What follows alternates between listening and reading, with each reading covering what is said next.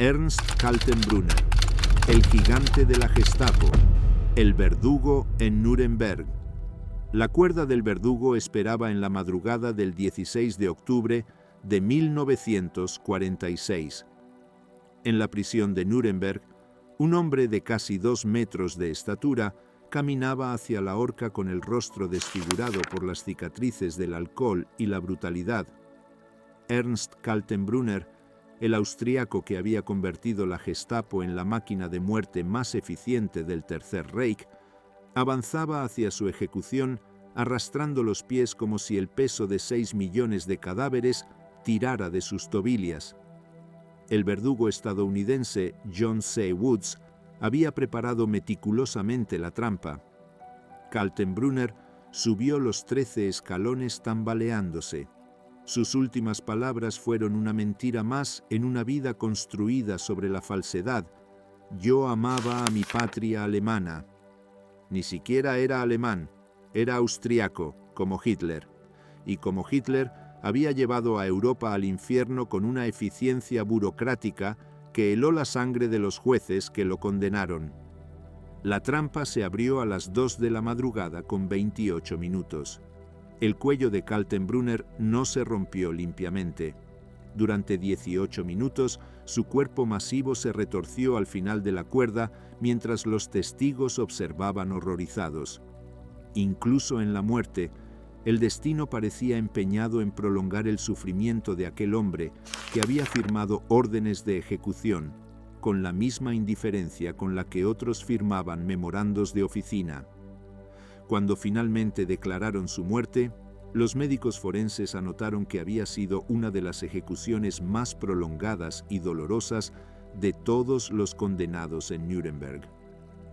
Pero aquella agonía de 18 minutos no era nada comparada con el sufrimiento que Kaltenbrunner había orquestado desde su despacho en la Prinz Albrecht Straße de Berlín. Como jefe de la Oficina Central de Seguridad del Reich, había tenido bajo su mando directo a la Gestapo, el Servicio de Seguridad de las SS, la Policía Criminal y los comandos especiales de exterminio que operaban en los territorios ocupados. Desde su escritorio, con una copa de coñac siempre a mano y un cigarrillo perpetuo entre los dedos manchados de nicotina, había coordinado el asesinato industrial de millones de personas con una precisión que habría sido admirable si no fuera monstruosa. Los documentos capturados por los aliados revelaron la verdadera magnitud de su poder. Kaltenbrunner no era simplemente un burócrata nazi más. Era el arquitecto del terror sistemático, el hombre que había perfeccionado los métodos de Reinhard Heydrich hasta convertirlos en un sistema de aniquilación que funcionaba con la precisión de un reloj suizo. Cada mañana, los informes llegaban a su despacho. ¿Cuántos judíos habían sido gaseados en Auschwitz? ¿Cuántos partisanos habían sido fusilados en Rusia? ¿Cuántos prisioneros habían muerto durante los interrogatorios en los sótanos de la Gestapo? Y cada mañana, Kaltenbrunner leía esos informes mientras desayunaba, haciendo anotaciones en los márgenes con su característico lápiz rojo. La ironía cruel era que aquel hombre, cuyo rostro marcado por profundas cicatrices de duelos con espadas, lo hacía parecer un matón de cantina, había estudiado Derecho. Ernst Kaltenbrunner poseía un doctorado en jurisprudencia, conocía las leyes, comprendía los conceptos de justicia y debido proceso, y utilizó ese conocimiento no para defender la ley, sino para crear un sistema legal paralelo donde la única ley era la voluntad del Führer y la única sentencia era la muerte. Su ascenso al poder había sido meteórico y sangriento. Cuando Reinhard Heydrich, el temido arquitecto de la solución final, cayó bajo las balas de los partisanos checos en Praga en 1942, Heinrich Himmler necesitaba un reemplazo. No podía ser cualquiera. Necesitaba a alguien completamente leal, absolutamente despiadado y lo suficientemente inteligente para manejar el complejo aparato de represión del Reich. encontró a ese hombre en Ernst Kaltenbrunner, un austriaco que había demostrado su brutalidad durante la anexión de Austria y que no tenía el menor escrúpulo en firmar órdenes de muerte masiva. Desde enero de 1943 hasta el colapso del Reich en mayo de 1945, Kaltenbrunner presidió sobre un imperio de horror que se extendía desde el Canal de la Mancha hasta los Urales. Los campos de concentración reportaban directamente a él. Los Einsatzgruppen, los escuadrones de la muerte que seguían a la Wehrmacht en su avance hacia el este, ejecutaban sus órdenes. Los interrogadores de la Gestapo aplicaban las técnicas de tortura que él aprobaba personalmente. Y todo este aparato funcionaba con una eficiencia que asombró incluso a los fiscales en Nuremberg, hombres curtidos que creían haber visto todo durante la guerra. Los testigos que declararon contra él en el juicio pintaron el retrato de un alcohólico brutal que disfrutaba personalmente de la tortura. Hablaron de cómo visitaba las cámaras de interrogatorio de la Gestapo para observar los procedimientos, de cómo su rostro se iluminaba cuando los gritos de los prisioneros resonaban en los pasillos subterráneos. Contaron que mantenía una colección de fotografías de ejecuciones en su oficina, que las mostraba a los visitantes como otros hombres muestran fotos de sus vacaciones. Describieron sus borracheras nocturnas en los burdeles de Berlín, donde alardeaba de su poder sobre la vida y la muerte de millones. Pero reducir a Kaltenbrunner a un simple sádico borracho sería un error. Era algo mucho más peligroso, un fanático ideológico que creía genuinamente en la superioridad racial aria y en la necesidad de purgar a Europa de lo que él llamaba elementos inferiores. Sus discursos a los oficiales de las SS revelaban una mente que había racionalizado completamente el genocidio, que lo veía no como un crimen, sino como una necesidad histórica. Hablaba de la exterminación de los judíos con el mismo tono que un médico hablaría de eliminar una infección. Para él, el Holocausto no era un asesinato masivo, sino una operación de limpieza necesaria para la salud del cuerpo político alemán. Esta combinación de brutalidad física, fanatismo ideológico y eficiencia burocrática convirtió a Kaltenbrunner en uno de los nazis más peligrosos. Reinhard Heydrich había sido el cerebro frío que diseñó el sistema. Heinrich Himmler era el organizador meticuloso que lo supervisaba todo, pero Kaltenbrunner era el ejecutor implacable que se aseguraba de que las órdenes se cumplieran sin importar cuán monstruosas fueran. Si Heydrich era el arquitecto del genocidio y Himmler el ingeniero, Kaltenbrunner era el capataz que empuñaba el látigo para asegurarse de que la maquinaria de muerte nunca se detuviera. Los últimos meses del Reich fueron testigos de su frenética actividad. Mientras el Ejército Rojo avanzaba desde el este y los aliados occidentales cruzaban el Rin, Kaltenbrunner se dedicó febrilmente a destruir evidencias y eliminar testigos. Miles de prisioneros fueron asesinados en marchas de la muerte. Archivos enteros fueron quemados. Testigos potenciales desaparecieron en la noche. Pero no fue suficiente. Cuando los estadounidenses lo capturaron el 12 de mayo de 1945, escondido en una cabaña de montaña en Austria con documentos falsos, encontraron suficiente evidencia en los archivos capturados para enviarlo a la horca 10 veces. Durante el juicio de Nuremberg, Kaltenbrunner adoptó una estrategia de defensa que rayaba en lo grotesco. Negó todo. Afirmó que nunca había visitado un campo de concentración, a pesar de las fotografías que lo mostraban inspeccionándolos.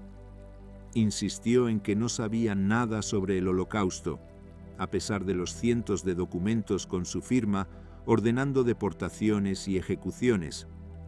Culpó a subordinados muertos, inventó órdenes que nunca existieron, mintió con tal descaro que incluso su propio abogado defensor parecía avergonzado.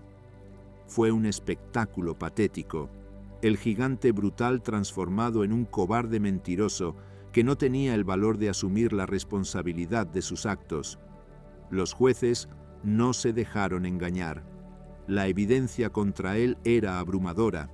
Documentos, testimonios, fotografías, todo apuntaba a un hombre que había sido el brazo ejecutor del aparato de terror nazi.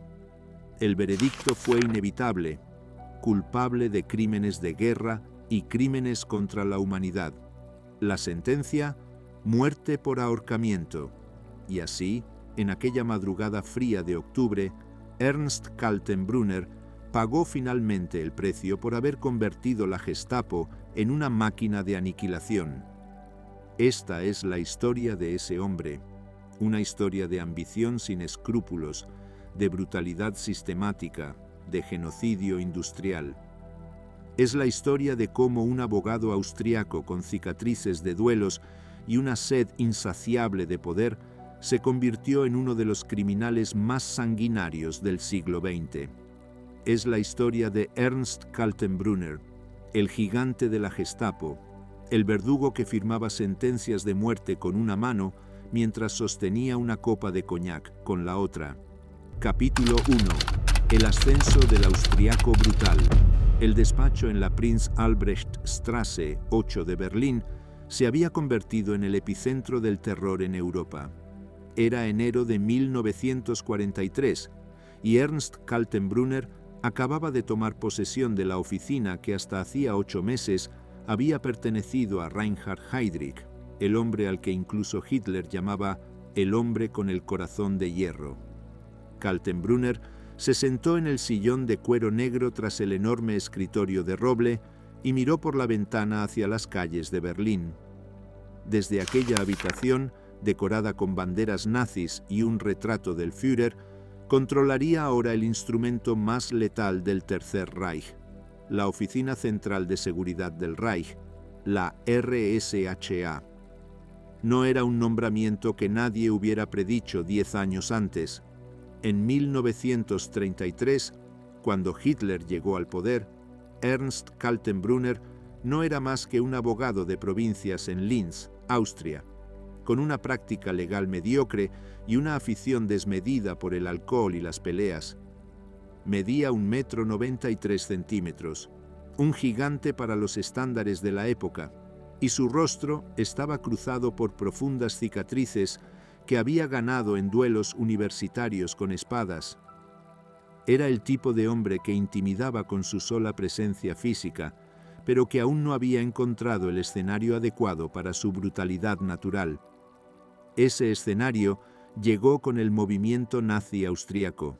Mientras Hitler consolidaba su poder en Alemania, los nazis austríacos conspiraban para anexionar su país al Reich. Kaltenbrunner vio su oportunidad. Se unió al partido nazi austríaco en 1932, cuando todavía era ilegal, y rápidamente se hizo un nombre como organizador y matón. No era un ideólogo sofisticado como Goebbels, ni un estratega brillante como Heydrich. Era un ejecutor, un hombre que no tenía reparos en usar la violencia para alcanzar los objetivos del partido, y esa cualidad lo hizo invaluable. El golpe nazi en Austria de julio de 1934 fue un baño de sangre chapucero. Los conspiradores asesinaron al canciller Engelbert Dollfuss, pero no lograron tomar el poder.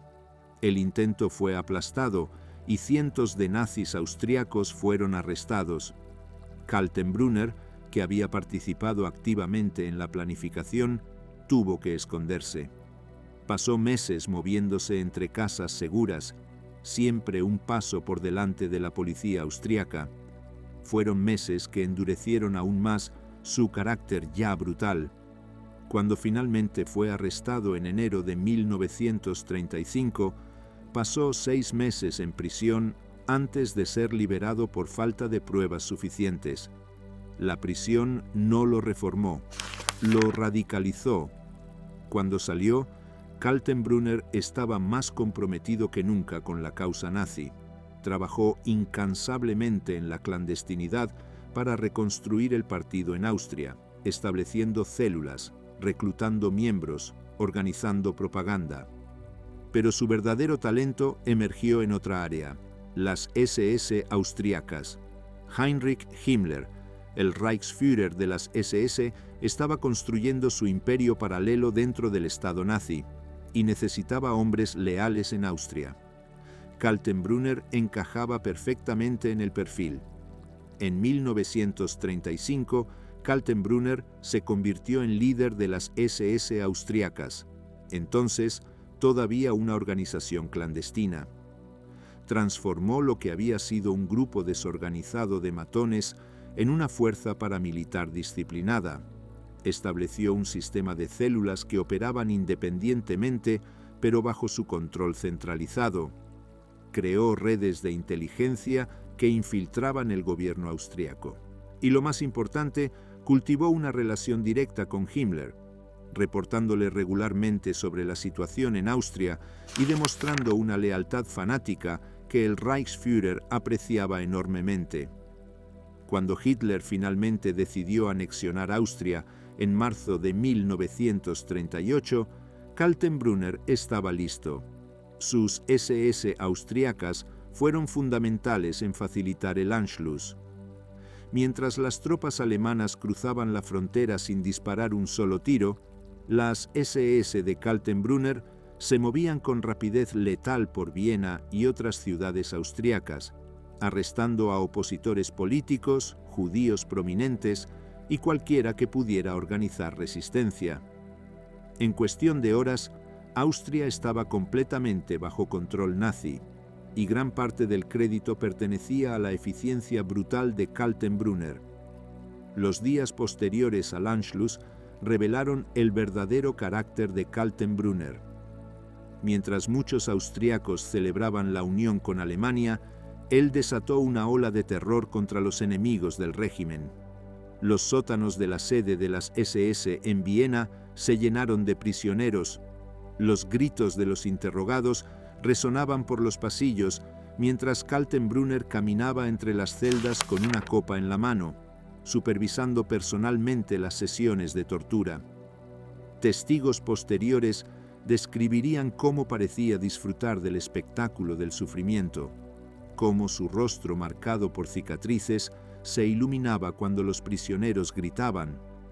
La brutalidad de Kaltenbrunner en Austria llamó la atención de Himmler.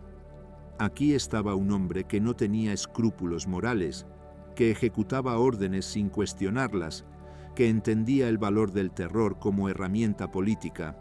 Más importante aún, era completamente leal.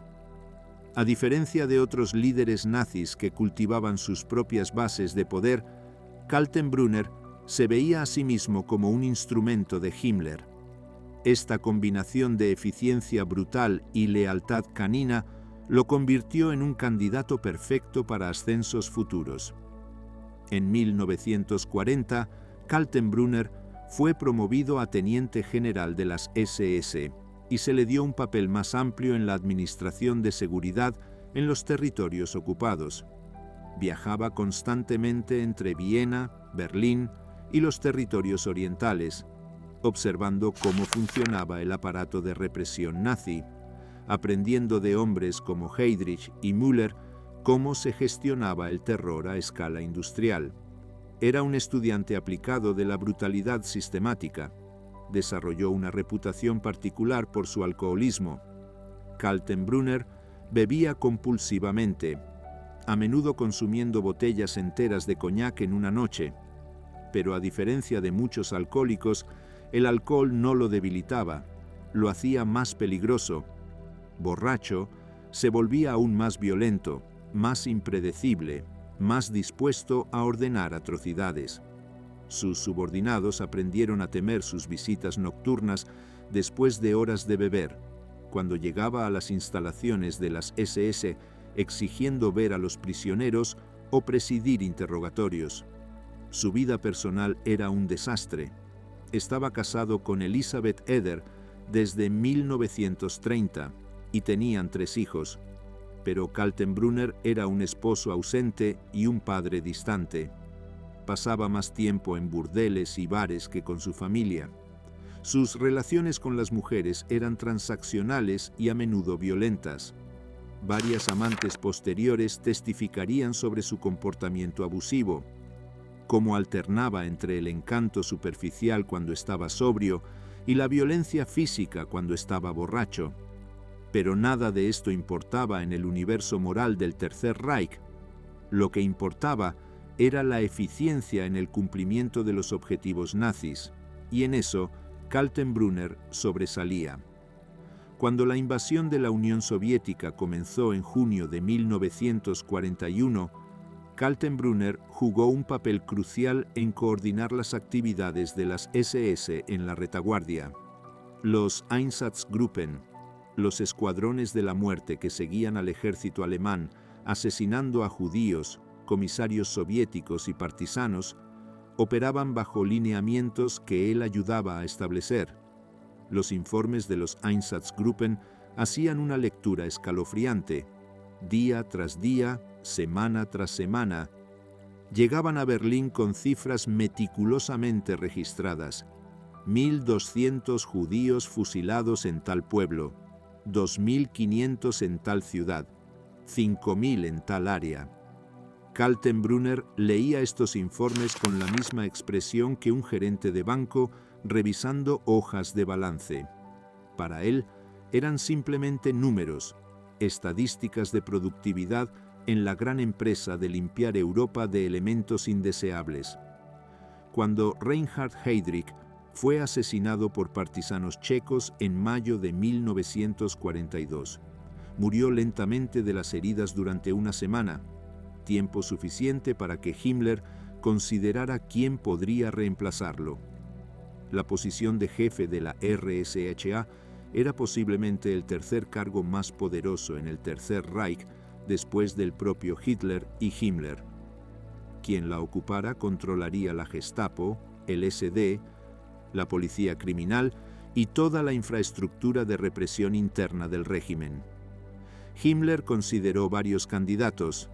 Heinrich Müller, el jefe de la Gestapo, era extremadamente competente, pero carecía de la visión estratégica necesaria. Werner Best era inteligente pero demasiado independiente. Arthur Neve había caído en desgracia. Al final, la elección recayó en Ernst Kaltenbrunner, no porque fuera el más brillante o el más sofisticado, sino porque era el más confiable. Himmler sabía que Kaltenbrunner ejecutaría cualquier orden sin cuestionarla, que no tendría ambiciones de construir su propia base de poder, que sería un instrumento perfecto de la voluntad de Himmler. El nombramiento se hizo oficial el 30 de enero de 1943, el 10º aniversario de la llegada de Hitler al poder. Kaltenbrunner se convirtió en el jefe de la Oficina Central de Seguridad del Reich, con el rango de teniente general de las SS y policía. A los 42 años, el abogado borracho de Linz, con un historial de violencia callejera, ahora controlaba el aparato de terror más sofisticado jamás creado. Su primera orden de negocios fue consolidar su poder. Kaltenbrunner sabía que muchos en la RSHA lo veían como un forastero, un austríaco brutal que no tenía el refinamiento de Heydrich. Heinrich Müller, en particular, se resintió de que Kaltenbrunner fuera nombrado sobre él. Kaltenbrunner manejó esto con una combinación de astucia política y amenaza implícita. Dejó que Müller continuara dirigiendo las operaciones diarias de la Gestapo, pero se aseguró de que todos supieran quién tenía la última palabra. Reorganizó la estructura de mando para asegurar su control. Colocó a hombres de su confianza en posiciones clave. Estableció líneas de reporte directas que pasaban por su oficina. Y lo más importante, cultivó una relación aún más estrecha con Himmler, reuniéndose con él casi diariamente para discutir operaciones y recibir instrucciones. Kaltenbrunner entendía que su poder derivaba completamente de la confianza de Himmler y trabajaba incansablemente para mantener esa confianza. Los primeros meses en el cargo coincidieron con un momento crucial en la guerra. Después de la catastrófica derrota en Stalingrado, en febrero de 1943, el régimen nazi entró en modo de guerra total. Esto significaba mayor represión interna, mayor vigilancia de la población y una aceleración de la solución final. Kaltenbrunner supervisó todo esto con eficiencia mecánica. Las deportaciones de judíos a los campos de exterminio se intensificaron. Auschwitz-Birkenau estaba en pleno funcionamiento, gaseando a miles de personas diariamente. Kaltenbrunner recibía informes regulares del comandante Rudolf Höss sobre el número de personas procesadas. Los documentos capturados después de la guerra mostrarían su firma en órdenes relacionadas con las deportaciones, en directivas sobre el tratamiento de prisioneros, en instrucciones para intensificar las operaciones de exterminio. Al mismo tiempo, la Gestapo intensificó su represión de la resistencia interna. Los arrestos se multiplicaron. Los interrogatorios se volvieron más brutales. Las ejecuciones sumarias se volvieron rutinarias. Kaltenbrunner personalmente aprobó el uso de técnicas de interrogatorio que se describían eufemísticamente como interrogatorio reforzado, pero que eran simple tortura, golpizas, privación de sueño, submarino, electroshock. Los sótanos de la Gestapo en toda Europa se llenaron de gritos. Kaltenbrunner también expandió el sistema de informantes. La Gestapo siempre había dependido de una red de delatores, pero bajo su dirección, esta red creció exponencialmente. Se estima que para 1944, la Gestapo tenía informantes en prácticamente todos los edificios de apartamentos, todas las fábricas, todas las oficinas en Alemania. La paranoia se convirtió en la atmósfera normal de la vida diaria. Nadie sabía en quién confiar. Una palabra descuidada sobre el régimen podía resultar en un arresto nocturno. Pero quizás la contribución más siniestra de Kaltenbrunner fue su papel en la radicalización final de la solución final. Para mediados de 1943, el exterminio de los judíos europeos estaba en pleno apogeo, pero aún había discusiones sobre ciertos grupos. ¿Qué hacer con los judíos en matrimonios mixtos? ¿Qué hacer con los medio judíos? ¿Qué hacer con los judíos que habían servido en la Primera Guerra Mundial? Kaltenbrunner consistentemente argumentaba por la línea más dura. Todos debían ser deportados, todos debían ser exterminados. No había excepciones. Su argumento era simple y brutal. El problema judío solo podía resolverse mediante la eliminación completa. Cualquier excepción crearía problemas futuros. Era mejor ser exhaustivo ahora que tener que lidiar con el problema más tarde. Esta lógica genocida, expresada con la frialdad de un memorando corporativo, caracterizaba el enfoque de Kaltenbrunner hacia el Holocausto. No era un antisemita rabioso y gritón como Streicher. Era un antisemita frío y calculador que veía el exterminio como una operación logística que debía ejecutarse con eficiencia. Los visitantes a su oficina en la Prinz Albrecht Straße describían una atmósfera de terror burocrático. Kaltenbrunner trabajaba largas horas, a menudo desde las 9 de la mañana hasta pasada la medianoche. Su escritorio estaba perpetuamente cubierto de documentos que firmaba mecánicamente: órdenes de ejecución, directivas de deportación, autorizaciones de interrogatorio. Fumaba incesantemente, llenando la oficina con una nube perpetua de humo, y bebía constantemente, manteniendo siempre una botella de coñac en el cajón inferior de su escritorio. Capítulo 2. La máquina de terror. La Gestapo bajo Kaltenbrunner se convirtió en algo más que una policía secreta. Era una organización que operaba fuera de toda ley, que respondía solo a la voluntad del Führer, interpretada a través de Himmler y ejecutada por Kaltenbrunner. Sus métodos se refinaron hasta convertirse en un sistema de terror tan perfecto que incluso décadas después, los historiadores luchan por comprender cómo pudo funcionar con tal eficiencia en pleno corazón de una sociedad civilizada. El edificio de la Prinz Albrecht Straße se había convertido en sinónimo de horror. Los berlineses sabían que entrar por aquellas puertas significaba probablemente no volver a salir, o si se salía, sería como una persona completamente rota. Los sótanos del edificio habían sido convertidos en cámaras de interrogatorio, donde los expertos de la Gestapo aplicaban técnicas diseñadas no solo para extraer información, sino para destruir completamente la voluntad de la víctima. Kaltenbrunner visitaba regularmente estas cámaras. A diferencia de Himmler, que prefería mantener una distancia clínica del trabajo sucio, Kaltenbrunner quería ver las operaciones de primera mano.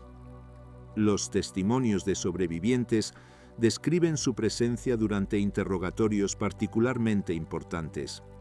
Se sentaba en una esquina, bebiendo coñac y fumando, observando con expresión impasible mientras los interrogadores hacían su trabajo.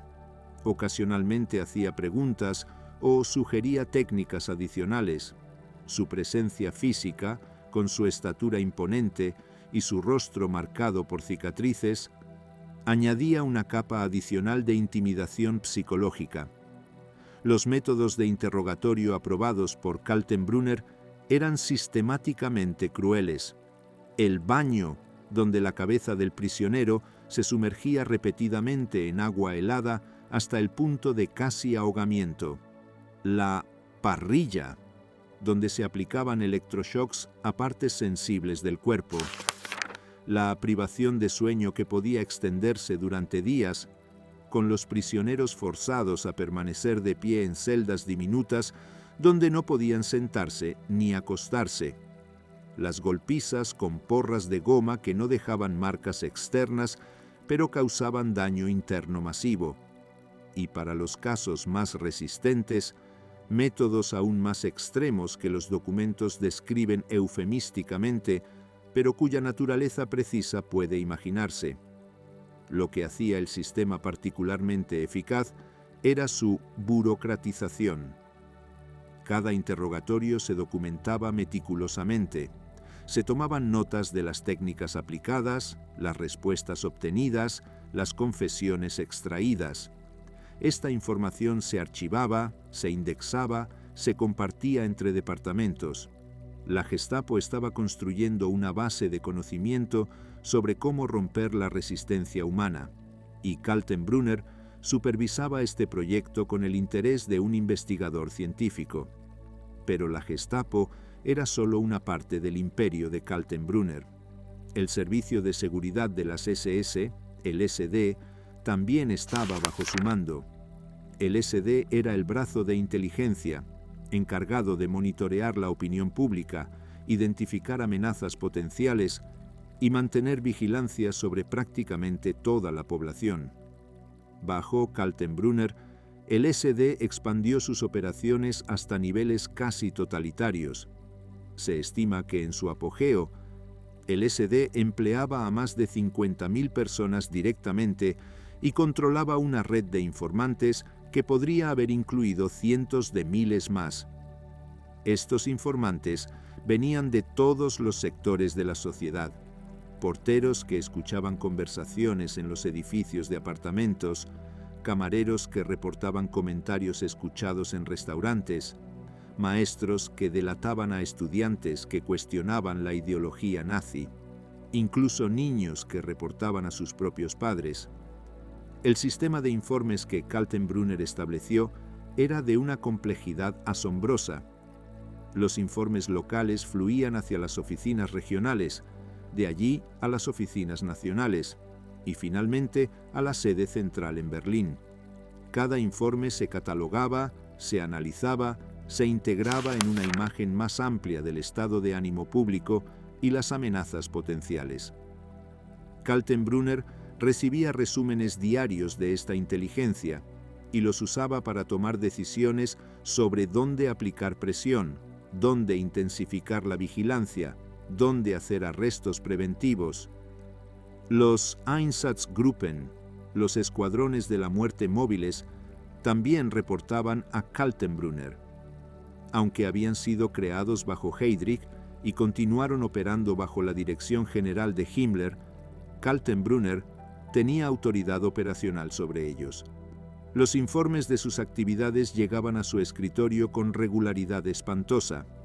Einsatzgruppe A reportaba desde los estados bálticos: 23.000 judíos ejecutados en Riga, 19.000 en Vilna, 15.000 en Kovno. Einsatzgruppe B desde Bielorrusia, 33.000 en Minsk, 18.000 en Vitebsk. Einsatzgruppe C desde Ucrania, 33.771 judíos ejecutados en Babi Yar en solo 2 días. Einsatzgruppe D desde el sur de Rusia, cifras igualmente apocalípticas. Kaltenbrunner recibía estos informes, los revisaba y los archivaba sin aparente emoción.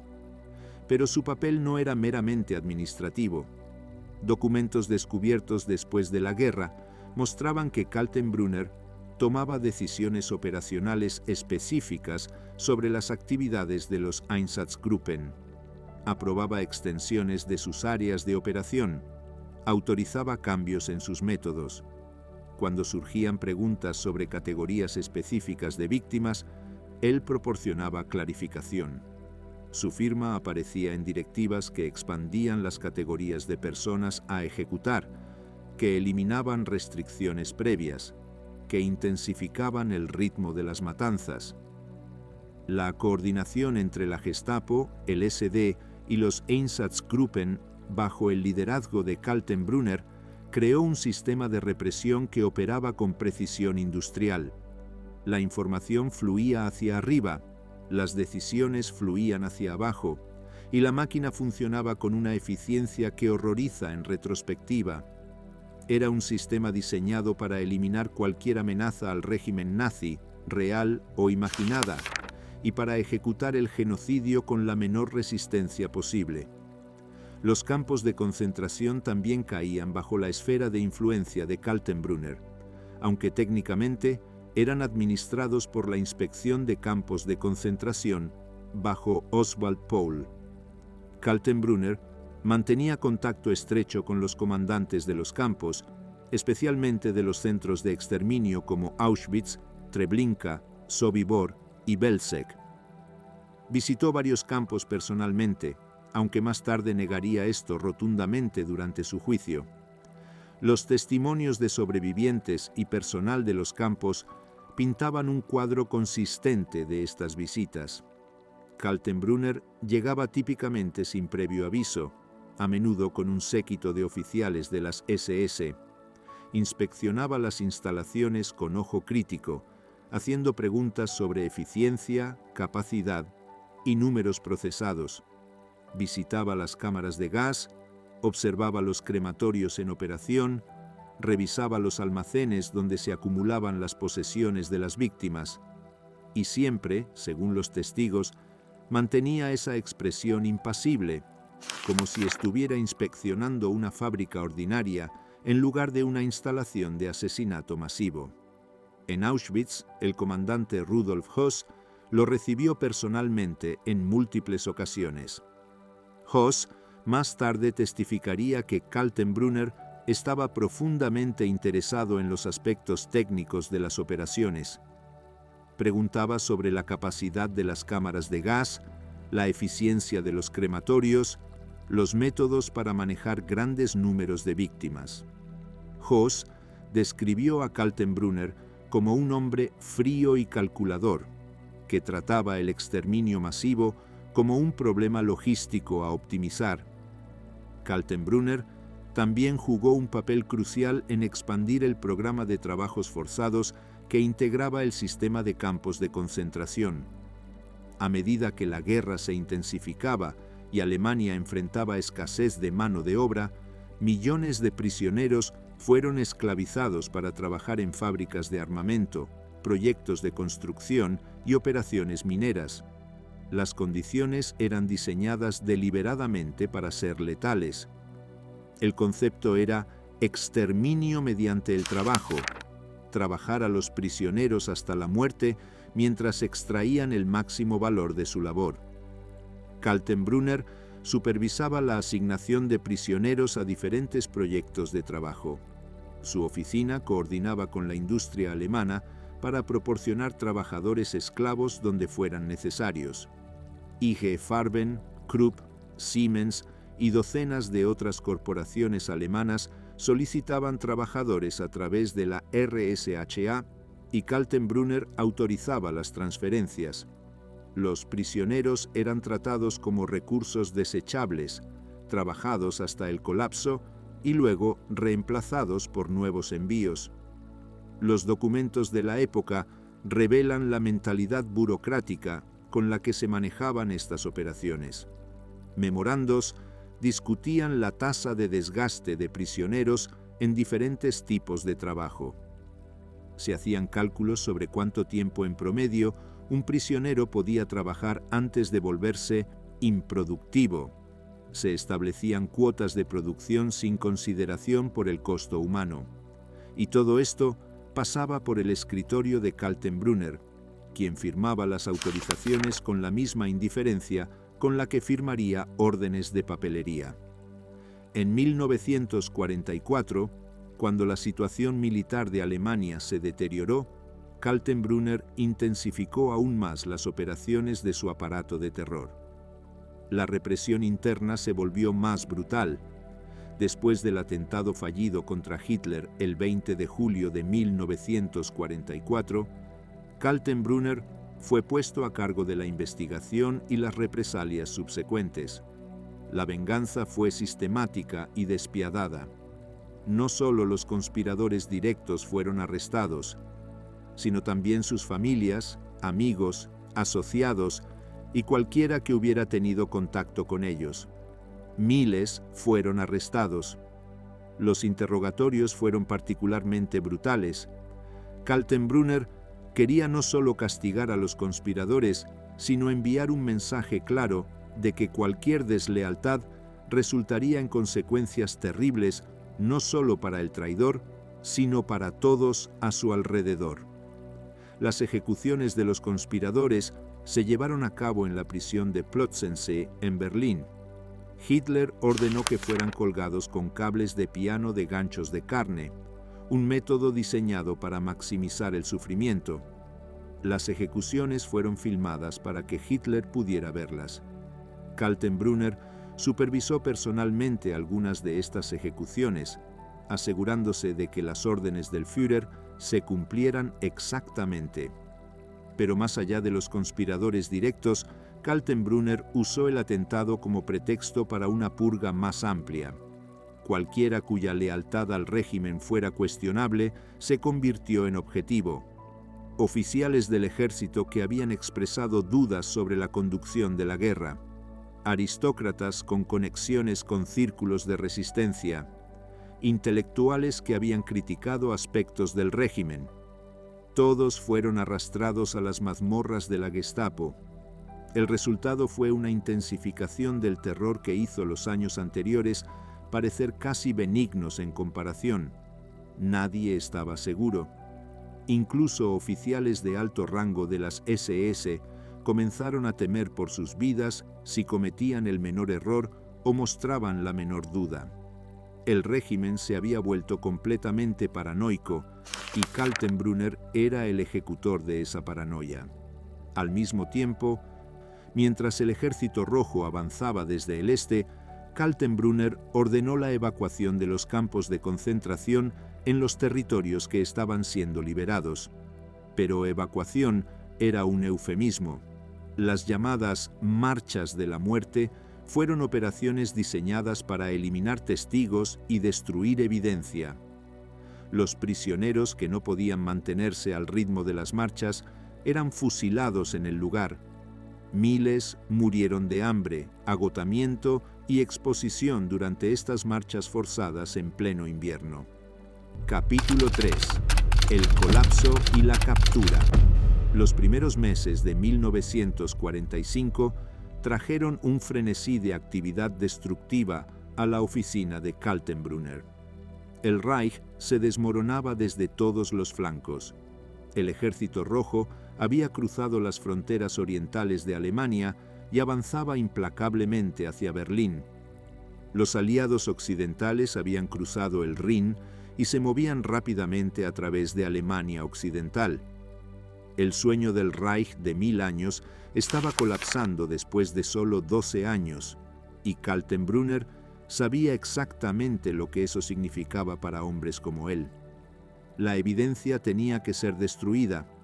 Los archivos de la RSHA contenían documentación meticulosa de cada crimen cometido por el aparato de seguridad nazi. Millones de documentos detallaban deportaciones, ejecuciones, experimentos médicos, trabajos forzados, todo el catálogo completo de atrocidades. Kaltenbrunner ordenó que comenzara la destrucción sistemática de estos archivos. Camiones cargados de documentos llegaban diariamente a hornos especialmente preparados, donde se quemaban día y noche. Pero no era solo papel lo que había que eliminar. Los testigos también tenían que desaparecer. Kaltenbrunner ordenó la ejecución de miles de prisioneros que habían sido testigos de crímenes de guerra. Los prisioneros políticos prominentes que habían sobrevivido años en los campos fueron asesinados repentinamente en las últimas semanas de la guerra. Los trabajadores forzados que habían construido las instalaciones secretas del Reich fueron liquidados para asegurar su silencio. Era una carrera desesperada contra el tiempo para borrar toda evidencia de los crímenes del régimen. La situación en Berlín se volvió cada vez más caótica. Los bombardeos aliados habían convertido amplias secciones de la ciudad en escombros. El edificio de la Prinz Albrecht Straße fue dañado en múltiples ocasiones, aunque Kaltenbrunner continuó operando desde allí hasta que se volvió completamente insostenible. Para mediados de abril, con el Ejército Rojo acercándose a los suburbios de Berlín, incluso Kaltenbrunner tuvo que admitir que era hora de abandonar la capital. Pero antes de irse, había asuntos que atender. Los últimos días de Kaltenbrunner en Berlín fueron un torbellino de actividad maníaca.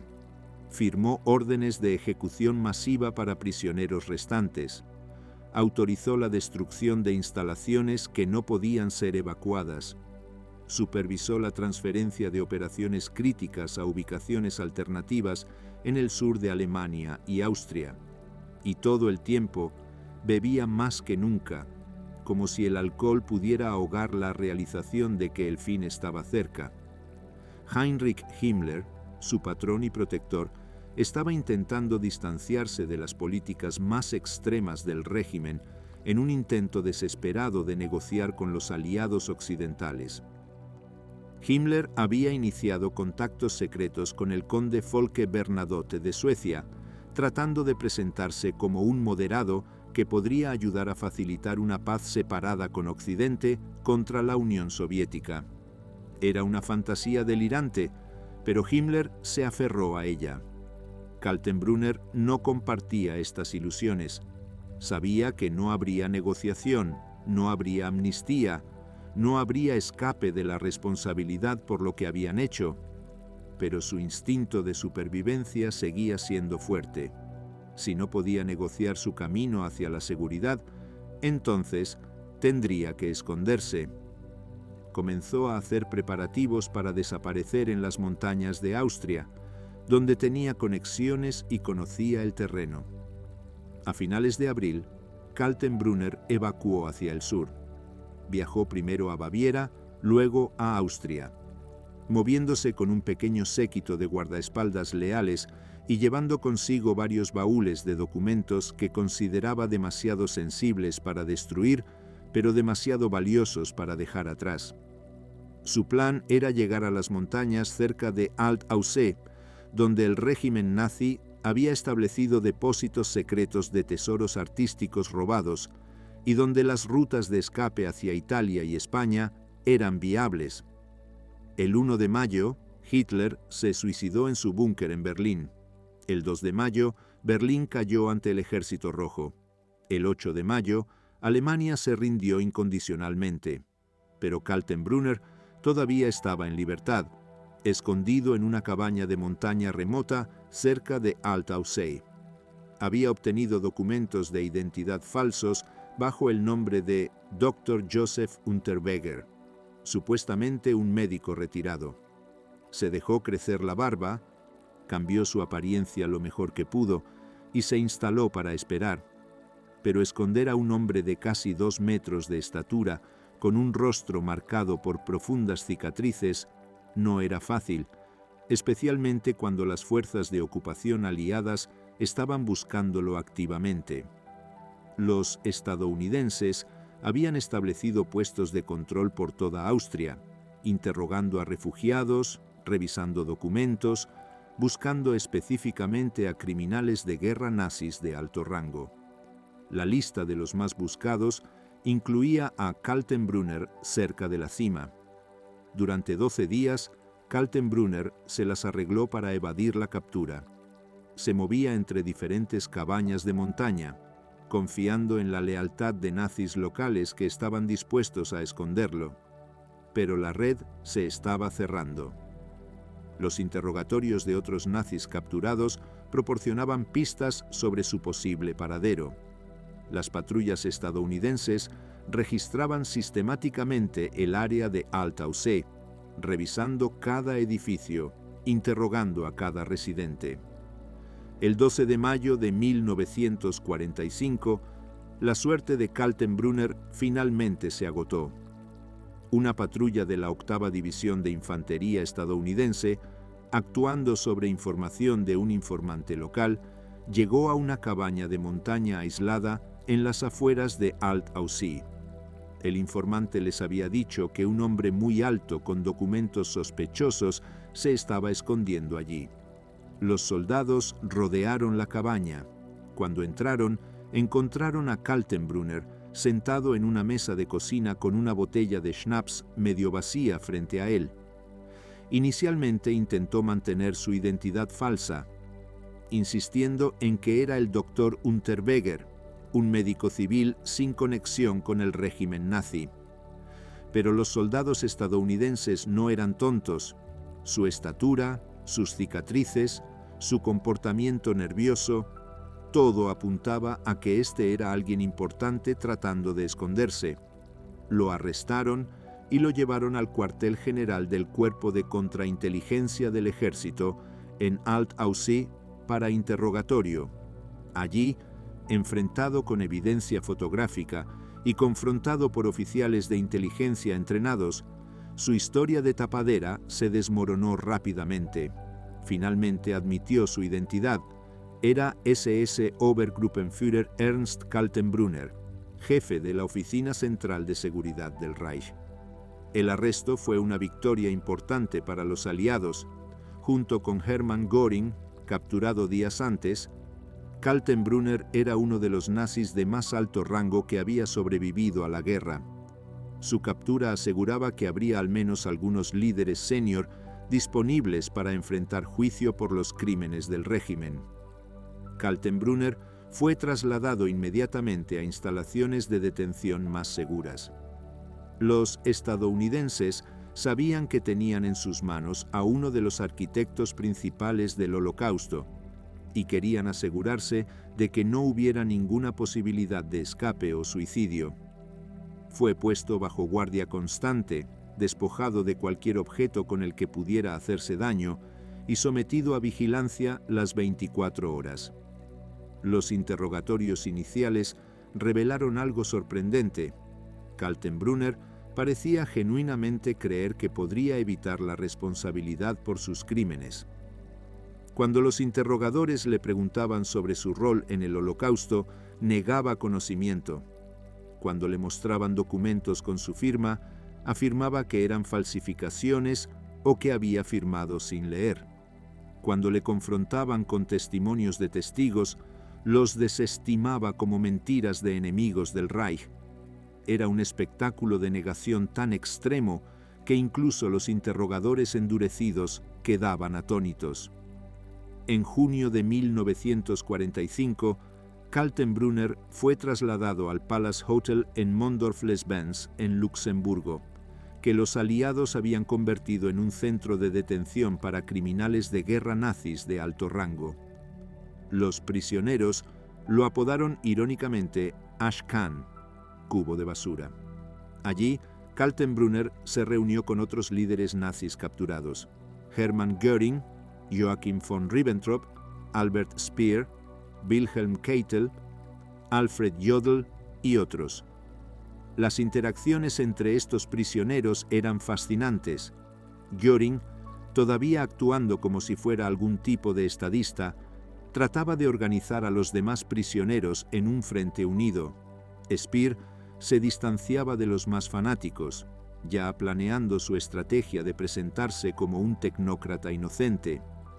Kaltenbrunner permanecía mayormente aislado, bebiendo cuando podía conseguir alcohol y hundiéndose cada vez más en la depresión al darse cuenta de que su situación era desesperada. Capítulo 4. El juicio de Nuremberg. El 18 de octubre de 1945, Ernst Kaltenbrunner fue formalmente acusado junto con otros 23 líderes nazis en el Tribunal Militar Internacional en Nuremberg.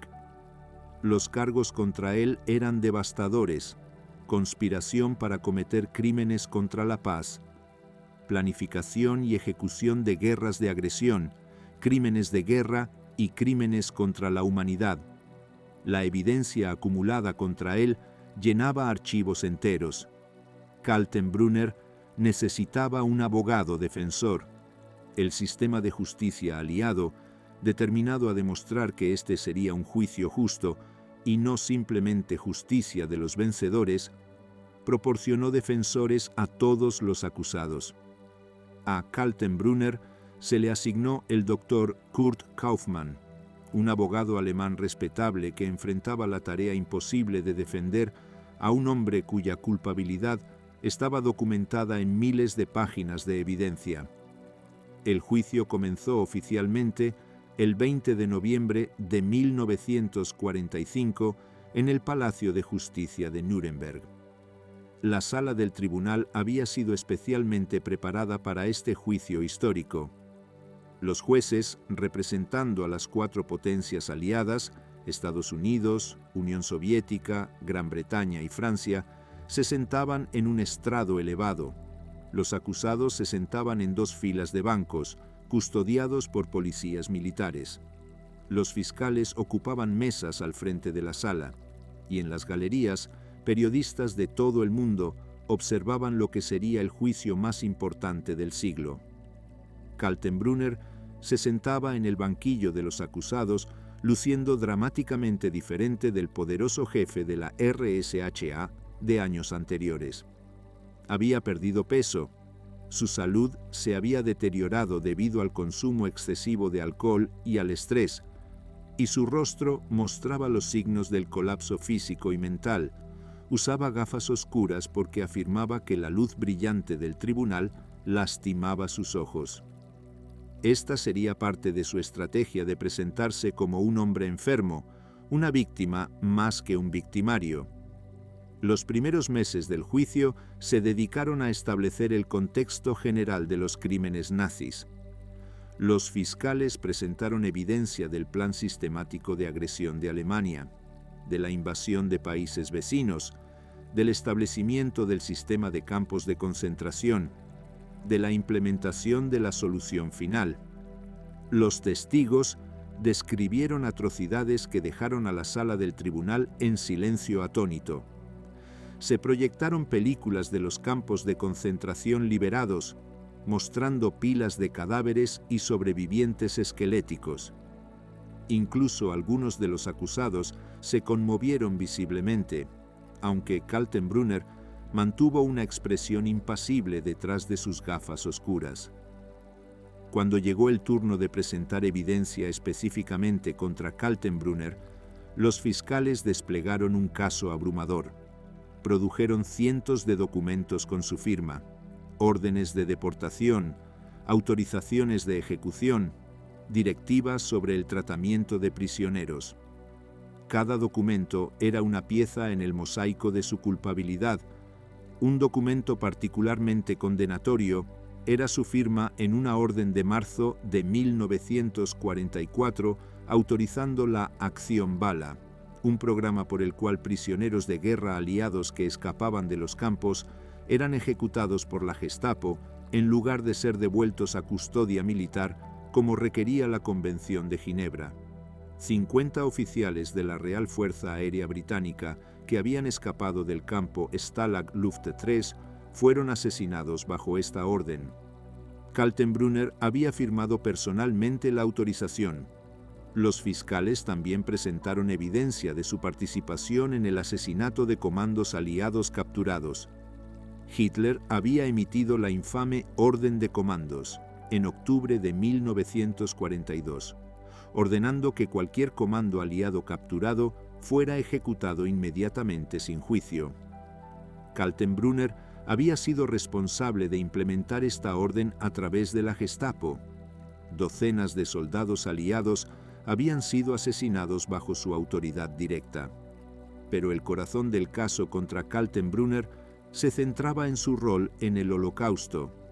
Los fiscales presentaron testimonio tras testimonio de sobrevivientes de los campos, describiendo las condiciones, las selecciones, las cámaras de gas, los crematorios. Presentaron documentos mostrando las deportaciones masivas de judíos desde toda Europa hacia los centros de exterminio, y conectaron todo esto directamente a Kaltenbrunner a través de la cadena de mando de la RSHA. Rudolf Höss, el excomandante de Auschwitz, testificó como testigo de la Fiscalía. Su testimonio fue particularmente devastador. Con voz monótona y sin emoción aparente, Höss describió el funcionamiento del campo de exterminio más grande del Reich. Explicó cómo llegaban los trenes cargados de judíos, cómo se hacían las selecciones, cómo los considerados incapaces de trabajar eran enviados directamente a las cámaras de gas, cómo los cuerpos eran cremados, cómo las pertenencias eran procesadas y enviadas a Alemania. Y confirmó que Kaltenbrunner había visitado Auschwitz y había sido completamente informado de las operaciones. Kaltenbrunner observó el testimonio de Höss con expresión impasible, pero los observadores notaron que sus manos temblaban ligeramente. Cuando Höss mencionó específicamente las visitas de Kaltenbrunner a Auschwitz, Kaltenbrunner sacudió la cabeza vigorosamente, susurrando «mentiras» a su abogado. Otto Ollendorf, quien había comandado el Einsatzgruppe D, también testificó. Describió con escalofriante precisión cómo los Einsatzgruppen habían llevado a cabo asesinatos masivos en los territorios soviéticos ocupados. Explicó los métodos, cómo las víctimas eran reunidas, llevadas a fosas previamente excavadas, obligadas a desvestirse y luego fusiladas. Estimó que su unidad sola había asesinado a 90.000 personas, principalmente judíos, y confirmó que reportaban regularmente a la RSHA, donde sus informes eran revisados y archivados. A medida que la evidencia se acumulaba, la estrategia de defensa de Kaltenbrunner se volvió cada vez más desesperada. Su abogado, el Dr. Kaufmann, intentó varios enfoques. Primero argumentó que Kaltenbrunner no había asumido el cargo de jefe de la RSHA hasta enero de 1943, implicando que los peores crímenes habían ocurrido antes de su tiempo. Este argumento se desmoronó cuando los fiscales mostraron que las deportaciones y asesinatos masivos continuaron sin disminución, de hecho intensificándose, bajo el liderazgo de Kaltenbrunner. Luego la defensa intentó argumentar que Kaltenbrunner era simplemente un administrador que firmaba documentos presentados por subordinados sin realmente saber su contenido o implicaciones. Este argumento era insultante para la inteligencia del tribunal. Aquí estaba un hombre con un doctorado en Derecho, que había ocupado uno de los puestos más poderosos en el Tercer Reich, afirmando que no sabía qué estaba firmando. Finalmente, Kaltenbrunner tomó el estrado para testificar en su propia defensa el 11 de abril de 1946. Fue un espectáculo extraordinario.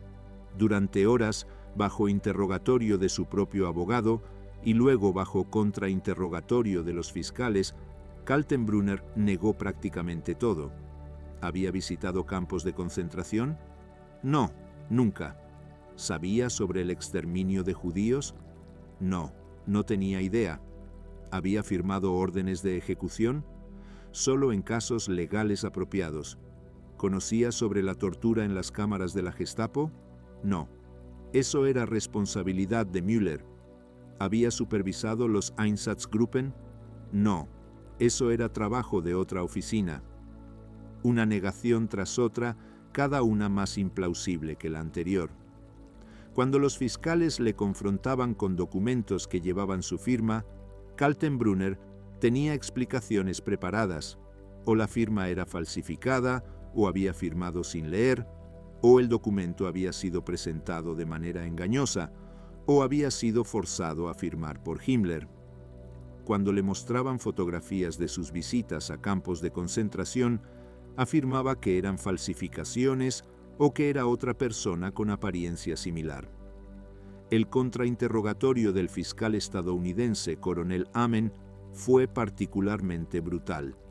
Amen, un abogado experimentado, sistemáticamente desmontó cada una de las afirmaciones de Kaltenbrunner. Le mostró documento tras documento, confrontándolo con evidencia irrefutable de su conocimiento y participación en los crímenes. Kaltenbrunner sudaba profusamente. Su voz se volvía cada vez más agitada, pero continuaba negando. En un momento particularmente memorable, Amen le preguntó sobre una fotografía que mostraba a Kaltenbrunner claramente visible en Mauthausen, el campo de concentración en Austria. Kaltenbrunner insistió en que nunca había estado allí, que la persona en la fotografía no era él. Amen. Entonces produjo el libro de visitantes de Mauthausen con la firma de Kaltenbrunner y la fecha correspondiente a la fotografía.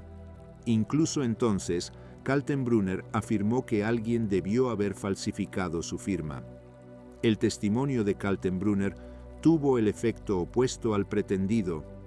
En lugar de generar simpatía o duda razonable, reforzó la imagen de un hombre completamente deshonesto, dispuesto a decir cualquier cosa para salvar su cuello.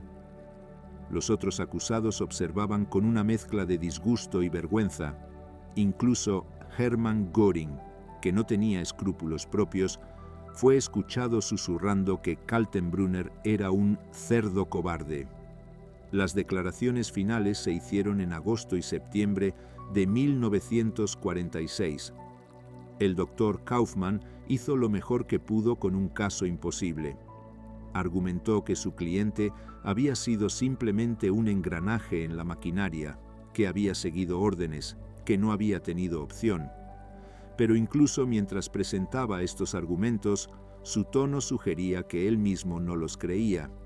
Los fiscales, en sus declaraciones finales, pintaron a Kaltenbrunner como uno de los nazis más culpables. Señalaron que, a diferencia de algunos acusados que podían al menos argumentar ignorancia de ciertos crímenes, Kaltenbrunner había estado en el centro mismo del aparato de exterminio. Había tenido conocimiento directo, había dado órdenes directas, había supervisado personalmente operaciones. Si alguien merecía el máximo castigo, argumentaron, era Ernst Kaltenbrunner. Los jueces se retiraron para deliberar en septiembre. Durante semanas revisaron la montaña de evidencia presentada durante casi un año de juicio. El veredicto se anunció el 30 de septiembre y el 1 de octubre de 1946. Cuando llegó el turno de Kaltenbrunner, el presidente del tribunal, Lord Justice Geoffrey Lawrence, leyó los hallazgos. El tribunal encontró que Kaltenbrunner había participado en la persecución de judíos, en la administración del programa de trabajos forzados, en el asesinato de prisioneros de guerra, en el asesinato de comandos y en numerosos otros crímenes de guerra y crímenes contra la humanidad. Los hallazgos eran exhaustivos y devastadores. El veredicto: culpable en todos los cargos excepto el cargo de conspiración para cometer agresión. El tribunal encontró que no había sido parte de las conspiraciones tempranas, habiendo asumido el poder solo en 1943. La sentencia: muerte por ahorcamiento. Kaltenbrunner escuchó el veredicto sin emoción visible, aunque testigos dijeron que se puso extremadamente pálido. Fue llevado de vuelta a su celda en la prisión de Nuremberg para esperar la ejecución. Tenía 2 semanas para prepararse para la muerte. Capítulo 5. Las últimas horas. La prisión de Nuremberg, en octubre de 1946, era un lugar de espera sombría. Los condenados pasaban sus últimos días en celdas individuales, vigilados constantemente por guardias que tenían órdenes de prevenir cualquier intento de suicidio. Las autoridades aliadas estaban determinadas a que estos hombres enfrentaran la justicia pública en la horca, no que escaparan mediante la autodestrucción como lo había hecho Hitler. Ernst Kaltenbrunner ocupaba la celda número 5.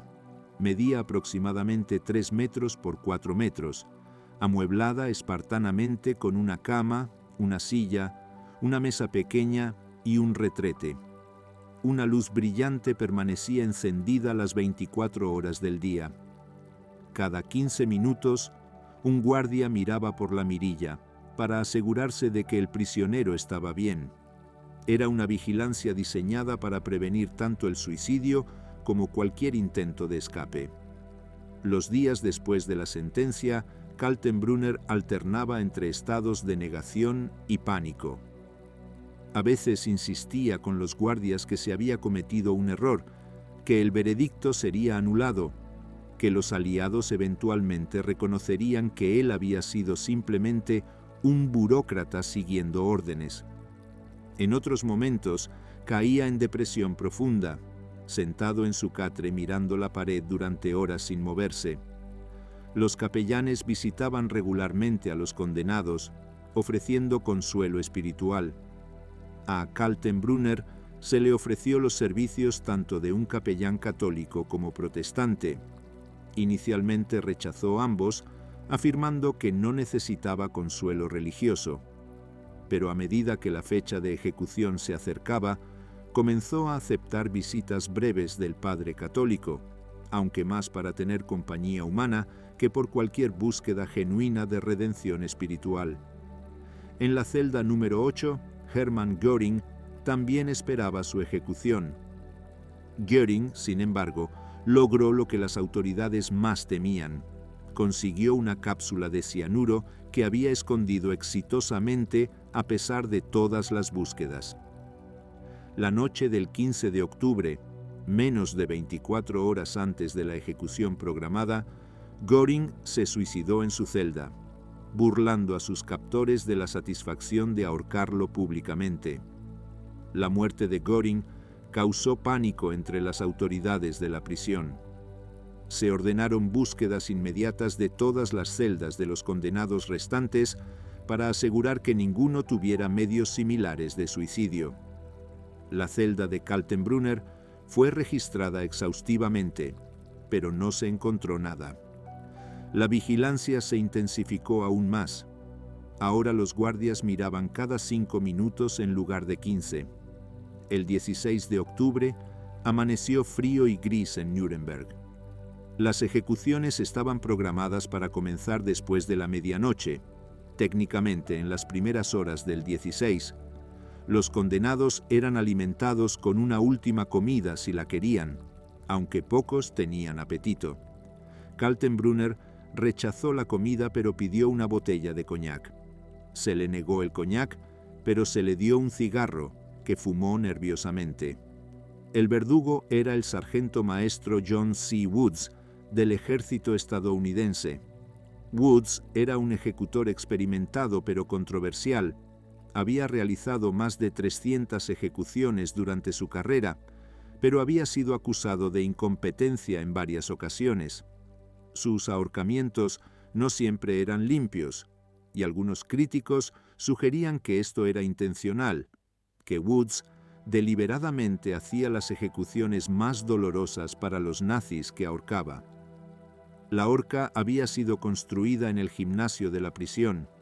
Era una estructura simple, una plataforma elevada con una trampa, una viga superior con una cuerda y 13 escalones conduciendo hacia arriba. Woods había probado cuidadosamente el mecanismo usando sacos de arena del peso aproximado de cada condenado para asegurar que funcionara correctamente, o al menos eso era lo que se suponía que había hecho. Joachim von Ribbentrop, el exministro de Relaciones Exteriores, fue el primero en ser ejecutado a la 1:14 de la mañana. Los testigos reportaron que la ejecución fue relativamente rápida, aunque Ribbentrop luchó brevemente contra la cuerda antes de perder la conciencia. Su cuerpo fue bajado después de que los médicos confirmaran la muerte y fue colocado en un ataúd preparado. Wilhelm Keitel, el ex jefe del alto mando de las Fuerzas Armadas, fue el siguiente a la 1:44. Subió los escalones con compostura militar, se paró en posición de firmes mientras le colocaban la capucha y la soga, y murió sin luchar. Ernst Kaltenbrunner sería el tercero en ser ejecutado. A las 2 de la mañana con 18 minutos, los guardias abrieron la celda de Kaltenbrunner. «Es hora», dijeron simplemente. Kaltenbrunner se puso de pie lentamente. Sus manos temblaban mientras se ponía su chaqueta. Los guardias le pusieron esposas y lo escoltaron fuera de la celda. El corredor hacia el gimnasio parecía interminablemente largo. Sus pasos resonaban en el pasillo silencioso. Al entrar al gimnasio, Kaltenbrunner vio la horca por primera vez. Se detuvo brevemente, su cuerpo tensándose. Los guardias tuvieron que empujarlo suavemente para que continuara caminando. Los testigos oficiales estaban sentados en sillas colocadas a varios metros de distancia. Periodistas, oficiales militares, representantes de las 4 potencias aliadas. Todos observaban en silencio mientras Kaltenbrunner era conducido hacia la plataforma. Subir los 13 escalones fue una tortura. Kaltenbrunner, cuya salud se había deteriorado gravemente durante meses de encarcelamiento y estrés, jadeaba al llegar a la cima. El sargento Woods y su asistente estaban esperando en la plataforma. Le quitaron las esposas y le ataron las muñecas detrás de la espalda. Luego, le ataron los tobillos juntos. Se le ofreció la oportunidad de hacer una última declaración. Kaltenbrunner, mirando a los testigos abajo con ojos que parecían simultáneamente desafiantes y aterrorizados, dijo: «Ich habe meine Pflicht getan». He cumplido con mi deber. Luego añadió: «Ich habe mein deutsches Vaterland geliebt». Amé a mi patria alemana. Eran palabras vacías de un hombre que había pasado los últimos años de su vida convirtiendo la Gestapo en una máquina de aniquilación, que había supervisado el asesinato de millones. Ni siquiera eran técnicamente correctas. Kaltenbrunner era austriaco, no alemán, pero eran todo lo que tenía, un último acto patético de negación y autoengaño. Woods le colocó una capucha negra sobre la cabeza. Kaltenbrunner comenzó a jadear más fuerte bajo la capucha, su respiración audible en el silencio del gimnasio. Woods ajustó la soga alrededor de su cuello, colocando el nudo detrás de la oreja izquierda en la posición que se suponía debía romper el cuello limpiamente cuando cayera la trampa. Woods retrocedió y tiró de la palanca. La trampa se abrió con un sonido metálico fuerte. El cuerpo de Kaltenbrunner cayó a través del vacío y la cuerda se tensó con un chasquido. Pero algo salió mal. El cuello no se rompió limpiamente. En cambio, Kaltenbrunner comenzó a estrangularse lentamente al final de la cuerda. Su cuerpo se retorcía y convulsionaba. Sus piernas pateaban el aire. Los sonidos ahogados venían de debajo de la capucha. Los testigos observaban horrorizados. Esto no era la ejecución limpia y relativamente humana que se suponía debía ser. Era tortura. Minutos pasaban y Kaltenbrunner continuaba luchando. Los médicos cronometraban la agonía. 5 minutos, 10 minutos. Las convulsiones gradualmente se volvieron menos violentas, pero no cesaban completamente. 15 minutos. Finalmente, después de 18 minutos interminables, el cuerpo de Kaltenbrunner finalmente se quedó quieto. Los médicos esperaron otros 2 minutos antes de acercarse para verificar los signos vitales. «Está muerto», anunció el médico. El cuerpo de Kaltenbrunner fue bajado y colocado en un ataúd de pino simple. Su rostro, cuando la capucha fue removida, estaba congelado en una expresión de agonía, los ojos desorbitados, la boca abierta detrás de la mordaza que se había usado junto con la capucha. Las marcas rojas profundas de la cuerda circundaban su cuello. Hubo especulación posterior sobre si la ejecución prolongada y dolorosa de Kaltenbrunner fue accidental o intencional. Algunos sugirieron que Woods había calculado mal la longitud de la caída. Otros insinuaron que Woods, sabiendo quién era Kaltenbrunner y qué había hecho, había ajustado deliberadamente la cuerda para asegurar una muerte más lenta y dolorosa. Woods nunca admitió nada, pero su reputación de ahorcamientos mal ejecutados presta cierta credibilidad a la teoría de la incompetencia. Intencionado o no, el resultado fue que Kaltenbrunner sufrió considerablemente más que la mayoría de los otros ejecutados esa noche. Después de Kaltenbrunner vinieron Alfred Rosenberg, Hans Frank, Wilhelm Frick, Julius Streicher, Fritz Sauckel, Alfred Jodl y Arthur Seyss-Inquart. Todos fueron ahorcados en sucesión durante las siguientes horas. Para las 3:45 de la mañana, todos estaban muertos. Los cuerpos fueron fotografiados para propósitos de identificación, documentando para la historia que estos hombres habían enfrentado finalmente justicia. Luego, fueron colocados en camiones del ejército y transportados a un crematorio en Múnich. Los restos cremados fueron dispersados en un río sin marcar en algún lugar de Baviera. Las autoridades aliadas no querían que hubiera tumbas que pudieran convertirse en santuarios para futuros nazis. Ernst Kaltenbrunner, el gigante brutal que había convertido la Gestapo en una máquina de aniquilación, había dejado de existir. Su cuerpo había sido reducido a cenizas esparcidas en aguas anónimas. Pero su legado persistiría, el recordatorio de cómo un hombre con educación legal y oportunidad de elegir había optado por ponerse al servicio del mal más absoluto.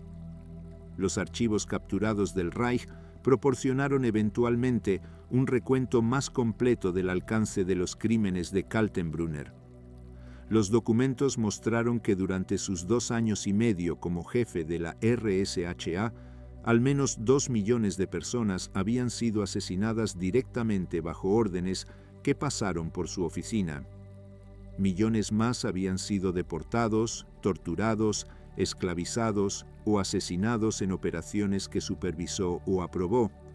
Los sobrevivientes del Holocausto y otras víctimas del régimen nazi recordarían a Kaltenbrunner como uno de los perpetradores más odiosos. No tenía la inteligencia fría de Heydrich ni la cortesía superficial de Himmler. Era simplemente brutal, un matón elevado a una posición de inmenso poder, quien usó ese poder para infligir sufrimiento a una escala que desafía la comprensión. Los historiadores posteriores debatirían el lugar de Kaltenbrunner en la jerarquía de la culpabilidad nazi. Algunos argumentan que siendo un ejecutor en lugar de un planificador, era menos culpable que hombres como Heydrich o Himmler. Otros responden que la ejecución eficiente de crímenes masivos es tan criminal como su planificación, que Kaltenbrunner sabía exactamente lo que estaba haciendo y lo hizo con dedicación fanática. Lo que no está en disputa es que Ernst Kaltenbrunner fue uno de los nazis más sanguinarios, un hombre que supervisó el asesinato de millones con la misma indiferencia con la que otros podrían supervisar una línea de ensamblaje. Su muerte en la horca, por más prolongada y dolorosa que haya sido, fue infinitamente más misericordiosa que las muertes que él había ordenado para innumerables víctimas inocentes. La historia de Ernst Kaltenbrunner es una advertencia de cómo el fanatismo ideológico, la ambición personal y la brutalidad natural pueden combinarse para producir monstruosidad a escala industrial. Es un recordatorio de que el Holocausto no fue perpetrado por demonios sobrenaturales, sino por seres humanos que hicieron elecciones, firmaron documentos, dieron órdenes y luego intentaron evadir responsabilidad cuando finalmente fueron llamados a rendir cuentas. La ejecución de Kaltenbrunner no borró sus crímenes ni devolvió la vida a sus víctimas, pero proporcionó una medida de justicia, una demostración de que incluso en los momentos más oscuros de la historia humana, eventualmente hay un ajuste de cuentas. El gigante de la Gestapo había caído y con él, una pequeña porción de la maquinaria del terror nazi había sido finalmente desmantelada.